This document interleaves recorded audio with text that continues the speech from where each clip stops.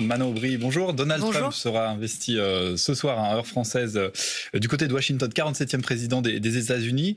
Lors de sa victoire sur Kamala Harris en novembre dernier, vous aviez parlé, je cite, d'un ennemi des femmes, des personnes racisées, de la liberté de la presse et du climat. Est-ce que vous maintenez ces propos? Est-ce que tout sera forcément négatif sous la présidence Trump?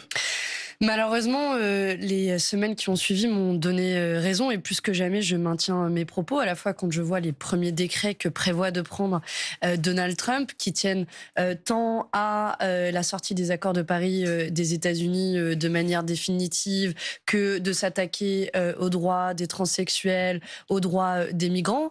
Et puis à cela, vous rajoutez une forme d'impérialisme total avec les menaces proférées à l'égard du Canada, du Groenland, qu'il veut annexer et envahir, le tout sans aucune réaction, notamment de l'Union européenne. Même d'un point de vue économique, ce sera négatif. On a vu que sous son précédent mandat, il y avait eu des avancées économiques. Écoutez, je trouve que ça amène à un débat assez intéressant, qui est la question de la protection de nos économies. Et face à ça, on a une Union européenne qui est un peu l'idiot utile du village mondialisé. Quand on a les États-Unis qui vont mettre en place des barrières douanières, etc., nous, à l'inverse, on signe à tour de bras des accords de libre-échange avec le Mercosur, celui avec le Mexique qui vient d'être annoncé, où on livre en pâture notre économie aux affres de la mondialisation. Et il y a une concurrence qui est déloyale. L'accord sur le Mercosur n'est pas encore voté. Alors, il n'est pas encore voté, il devrait être voté dans les prochains mois au Parlement européen, mais vous le savez, il a été conclu dans le dos des Européens, dans le dos du Parlement européen, sans qu'on en soit tenu informé. Et donc, la question de finalement le commerce de demain, c'est ça aussi que pose l'élection de Donald Trump. Et je pense que ça devrait créer un sursaut dans l'Union européenne, et malheureusement, ce n'est pas le cas. Une question sur le conflit au Proche-Orient et cet accord de cessez-le-feu qui a donc été décrété et qui est en activité là, depuis ces dernières heures entre Israël et le Hamas. Donald Trump dit qu'il y est pour beaucoup de choses, que ça a été fait sous son impulsion. Est-ce que là aussi, vous le croyez, il bluffe ou vraiment il a fait quelque chose pour que ça avance dans ce sens-là? Je crois, si vous me le permettez, que c'est d'abord l'immense pression populaire qui s'est exercée partout dans le monde, notamment des populations, des peuples qui se sont mobilisés, qui ont demandé des comptes à leurs dirigeants politiques. C'est d'abord ça dont est le fruit cet accord de cessez-le-feu, qui est un immense soulagement. Un soulagement évidemment pour les otages, dont les 3 premières ont été libérées hier, un soulagement pour les familles aussi des prisonniers palestiniens, et puis un soulagement pour le peuple palestinien à Gaza, qui était sous les bombes de l'armée israélienne depuis maintenant plus d'1 an. Et j'ai une pensée aussi ce matin pour les 46 000 civils qui ont péri, massacrés par les bombes israéliennes. Et il y a tant à faire pour la suite, pour acheminer l'aide humanitaire, pour reconstruire Gaza, pour que ce cessez-le-feu dure, pour que la justice passe, pour que Benjamin Netanyahou réponde de ses actes. Et c'est vers cet avenir très précaire que j'ai envie de me tourner maintenant. Alors maintenant, Aubry, il y a un autre homme fort du côté des États-Unis, c'est Elon Musk, le patron de X, ex-Twitter.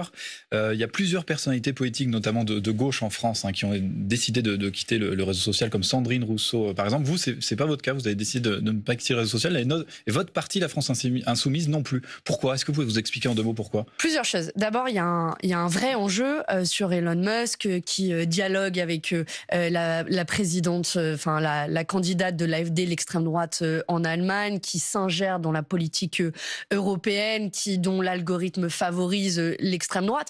Mais j'ai envie de dire, le problème ne se pose pas qu'avec Elon Musk et Twitter. Il se pose avec Mark Zuckerberg, qui a décidé de supprimer tous les posts de fact-checker. Et Mark Zuckerberg, c'est Meta, donc c'est Facebook, c'est WhatsApp, c'est Instagram. Vous avez vu qu'aux États-Unis, TikTok a montré aussi allégeance à Donald Trump. Donc c'est l'ensemble aujourd'hui des réseaux sociaux qui posent un véritable problème. Mais toutes ces décisions, elles vont à l'encontre de votre politique. Pourquoi vous ne quittez pas ces réseaux sociaux? Je commence par vous dire, et vous donner raison, il y a un problème. Et face à ce problème, je crois qu'on est assez d'accord à gauche sur l'analyse, il y a plusieurs attitudes. Je comprends celles et ceux qui, finalement, pour se protéger, se disent moi, j'en peux plus.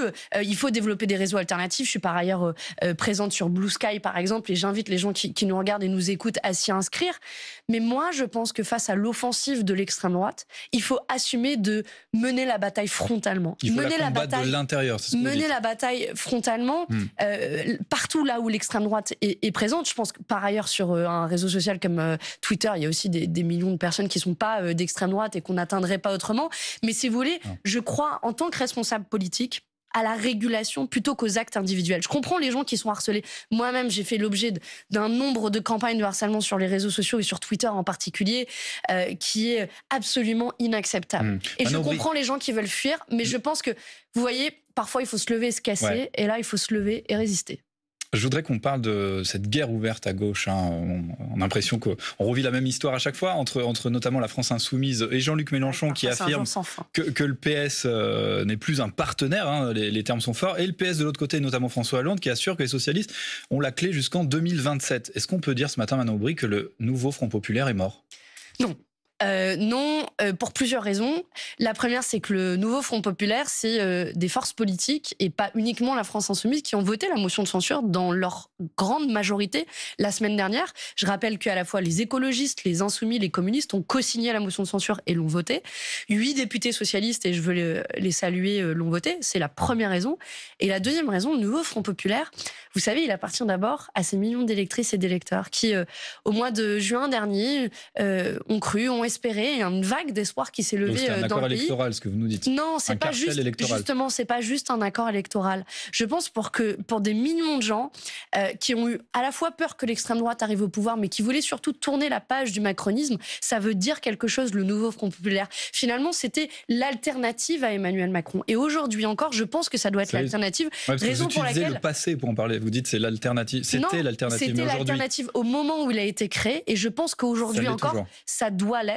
Ça doit le rester, et c'est pour ça que je pense que le Parti Socialiste a fait une erreur la semaine dernière en ne votant pas la motion de censure, quelque part en laissant se poursuivre la politique macroniste qui a fait tant de mal au pays. Mais vous leur reprochez d'être constructif, de vouloir essayer d'obtenir, de négocier, parce qu'ils ont obtenu quand même des choses. Qu'est-ce qu'ils ont obtenu? Sur 3 cacahuètes et 2 pistaches. Les 4000 postes d'enseignants qui ne seront pas supprimés, sur le fait de renégocier et retravailler cette réforme des retraites. Alors, plusieurs choses. Sur les postes d'enseignants, vous savez comme moi que c'est de l'arnaque, parce qu'en réalité, il y a 2000 postes d'enseignants supprimés, il y en a 2000 qui sont remplacés par des AESH. Il faut des AESH dans notre pays, mais il ne faut pas que ça remplace des postes d'enseignants. Première chose. Le déremboursement des médicaments ? Le déremboursement des médicaments, Michel Barnier l'avait annoncé. En fait, 80% des annonces qui ont été faites par François Bayrou, c'est des annonces qui avaient déjà été cédées par Michel Barnier et qui n'avaient pas empêché le Parti Socialiste, à juste titre, de censurer le gouvernement de Michel Barnier. Alors pourquoi ce qui était vrai vis-à-vis du gouvernement de Michel Barnier, à la fois que son budget était injuste, que son gouvernement n'était pas issu des urnes, que le gouvernement comportait des ministres dont on ne voulait plus, à commencer par Bruno Retailleau. Pourquoi ce qui était vrai il y a quelques mois n'est plus vrai aujourd'hui? Et vous avez vu Bruno Retailleau qui s'est empressé d'annoncer une remise en cause de l'aide médicale d'État. C'est assez symptomatique. Eux, ils ont ressenti comme un blanc-seing de la part du Parti Socialiste en ne votant pas cette motion de censure. Donc je persiste, je pense que le Parti Socialiste a fait une erreur. Je pense que notre rôle, c'était de préparer l'après-Macron et donc de faire tomber ce gouvernement qui n'a aucune légitimité. Vous dites que le Parti Socialiste a fait une erreur. Est-ce que Jean-Luc Mélenchon n'en commet pas lui aussi, en mettant la pression systématiquement et en menaçant à chaque fois le Parti Socialiste de dire voilà, si vous continuez comme ça, il y aura un candidat et les filles face à vous. Au final, c'est la gauche qui perd dans tous les cas, ça. Non, c'est pas une question de menace ou je sais pas quoi, c'est une question de fidélité, de loyauté. Ce sont des menaces. Est-ce que c'est vraiment à la hauteur des enjeux et de la souffrance des Français pour le pouvoir d'achat, leur sécurité? Justement, ce qui est à la hauteur de la souffrance des Français, c'est de tourner la page d'Emmanuel Macron. Je veux dire, Emmanuel Macron, il a fait tellement de mal au pays en multipliant les cadeaux fiscaux aux plus riches et en ne s'intéressant pas au pouvoir d'achat et en faisant la poche des Françaises et des Français. Je veux dire, Mais on tourne la page d'Emmanuel Macron en se divisant à gauche comme vous faites. Comment vous allez arriver au pouvoir si vous n'êtes pas unis? On tourne la page d'Emmanuel Macron en proposant autre chose. Et moi, j'ai toujours été une ardente partisane, vous me connaissez ici, de l'unité de la gauche, mais de l'unité dans la clarté. Et il faudra qu'on poursuive le nouveau Front Populaire, et c'est un appel que je lance ce matin à votre antenne, avec tous ceux qui le veulent. Et sans doute au-delà même de nos propres formations politiques, y compris avec les électeurs. Mais peut-être que ces députés qui ont voté la motion de censure ne se sentent pas très à l'aise. J'ai vu aussi un certain nombre de militants socialistes qui ont dit, moi j'ai rejoint le Parti Socialiste quand il avait tourné la page de François Hollande, c'est pas pour y revenir maintenant. À ces électeurs socialistes, à ces militants socialistes, à ceux qui ont cru à l'après François Hollande, comme comme ils croient à l'après-Macron, je leur dis le nouveau Front populaire n'est pas mort, il doit continuer à vivre, mais il doit vivre sur une base de clarté, il doit continuer, même si ça doit être sans le gros du Parti socialiste. Merci Manon. Merci à vous. Un mot tout de même, rapidement, Manon Aubry, votre candidat qui a largement perdu dans l'Isère hier, 64 contre 35 seulement pour lui, alors que vous teniez cette circonscription, c'est une lourde défaite quand même. Alors c'est une circonscription qui a été historiquement à droite, qu'on avait arrachée en 2024 à Olivier Véran.